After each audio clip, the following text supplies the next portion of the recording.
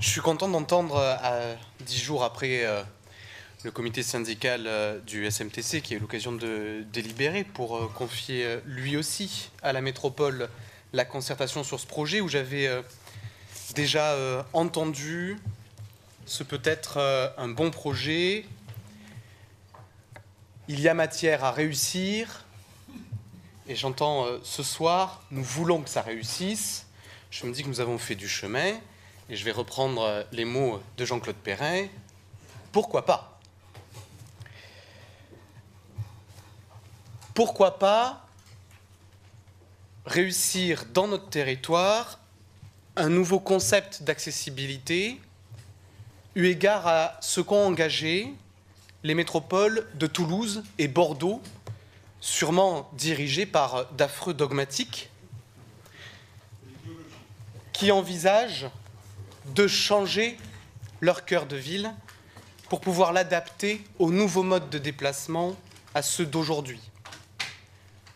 Pourquoi pas engager dans notre territoire les piétonisations, comme les ont annoncées nos voisins peut-être dogmatiques de Chambéry ou d'Annecy. Ce projet, ça a été dit par plusieurs pendant ce débat, il vise à améliorer l'accessibilité du centre-ville de Grenoble et la qualité de vie du centre-ville de Grenoble et de chalandise du premier poumon commercial de la métropole.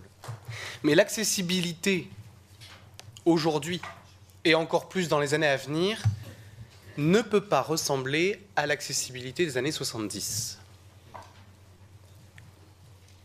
Très simplement parce qu'elle doit se penser au pluriel. L'accessibilité, c'est d'abord l'accessibilité en transport en commun, puisque c'est le premier mode d'accès au centre-ville grenoblois.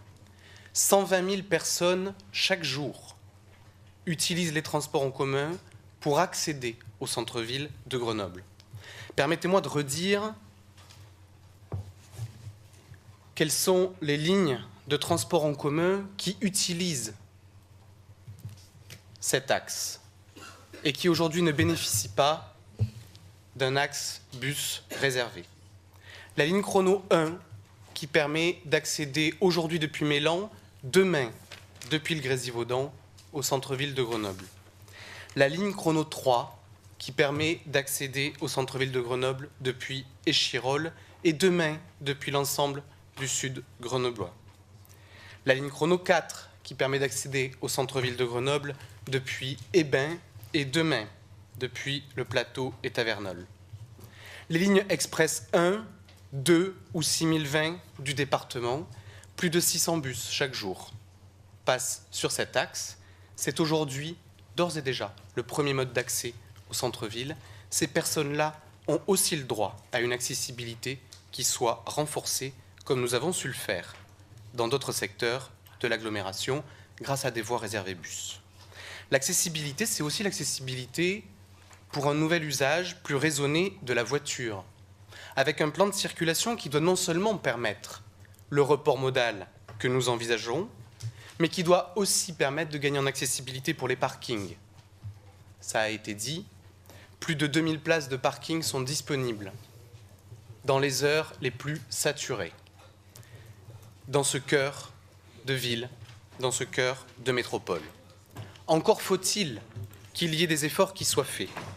En termes de tarification, la métropole l'a engagé depuis juillet 2015, en étant la seule métropole de France à diminuer le tarif dans les parkings en ouvrage pour que les automobilistes aient un tarif plus attractif sur ceux qui viennent utiliser les commerces grenoblois. Mais il s'agit désormais d'améliorer l'accessibilité pour l'automobiliste pour arriver jusqu'au parking en ouvrage ou jusqu'au parking relais. Le plan de circulation d'aujourd'hui ne le permet pas. Le plan de circulation de demain devra faciliter cet accès au parking. L'accessibilité, c'est aussi celle à vélo. Ça a été dit et je suis content d'entendre ce consensus qu'il y a sur l'augmentation de la pratique cyclable dans l'agglomération. Il nous s'agit là aussi de constater la réalité des modifications de déplacement de nos concitoyens. Mais je voudrais dire un mot sur la marche. Quand on parle d'un centre, d'un poumon commercial dans l'agglomération, le chaland, c'est d'abord celui qui peut prendre du temps pour aller de magasin en magasin, avoir un confort dans les espaces publics, pouvoir non pas accéder jusqu'à un magasin en voiture, mais pouvoir se promener en ville. Quand on vient faire ses courses, on parle souvent de venir se promener en ville. Aujourd'hui, 60% des déplacements à Grenoble sont faits à pied. Si la métropole de Bordeaux a engagé un partage des espaces publics où elle vise la métropole de Bordeaux à consacrer 50% de ces espaces publics seulement à la voiture, c'est, je crois, de la part de ce dogmatique qu'est Alain Juppé, une volonté de redonner de l'attractivité au centre de Bordeaux.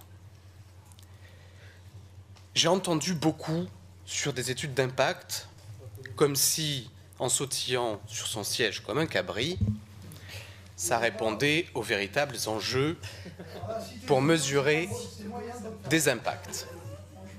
S'il s'agit de mesurer un impact en termes d'air, je veux rassurer chacun sur le fait que nous nous sommes adjoints le Conseil d'Air Rhône-Alpes, un organisme plutôt réputé pour mesurer les impacts en termes d'air. S'il s'agit de mesurer les impacts en termes de bruit, nous nous sommes adjoints les services d'Acousité, un organisme plutôt reconnu pour mesurer les impacts en termes de bruit. S'il s'agit de mesurer les impacts en termes de circulation, et permettez-moi de ne pas parler seulement d'impact en termes de circulation, mais de nouveaux plans de circulation, nous avons fait un choix très biaisé, celui de travailler avec Transitech, le bureau d'études qui a fait tous les plans de circulation de l'agglomération depuis des années et qui est celui reconnu par tous pour connaître notre territoire. C'est avec Transitech que seront construites les différentes propositions de nouveaux plans de circulation. Parce qu'effectivement, avec ce projet, qui n'est pas qu'un projet de déplacement, qui est un projet de nouvelle qualité de vie et un nouveau projet d'accessibilité et d'attractivité du centre-ville grenoblois, il s'agit effectivement de remettre à plat le plan de circulation. Nous avons besoin de le remettre à plat pour prendre en compte non seulement les évolutions de mode de déplacement, la baisse d'usage de la voiture constatée déjà depuis 5 ans, l'augmentation d'usage des transports en commun et du vélo et de la marche constatée régulièrement, mais aussi les modifications urbaines qui ont eu lieu dans la ville depuis 10 ans, alors que le plan de circulation n'a pas été modifié depuis plus de 10 ans.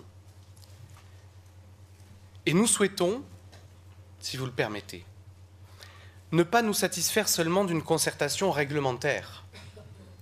Mais avant même la concertation réglementaire, et c'est l'objet de la délibération, permettez-moi de le rappeler, nous souhaitons pouvoir engager le travail, partager les données, avant même la concertation réglementaire, avec tous les acteurs.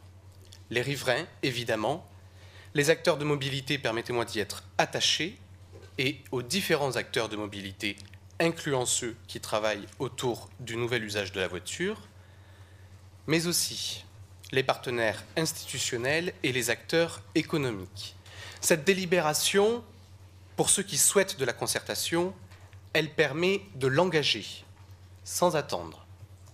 Elle permet de mettre autour de la table tous les acteurs, de les mettre tous ensemble pour partager les options, partager les données, affiner les scénarios et de pouvoir, à la rentrée 2016, engager une concertation réglementaire que nous souhaitons avec plusieurs options sur la base des échanges qui auront permis d'enrichir le projet avec tous les acteurs concernés.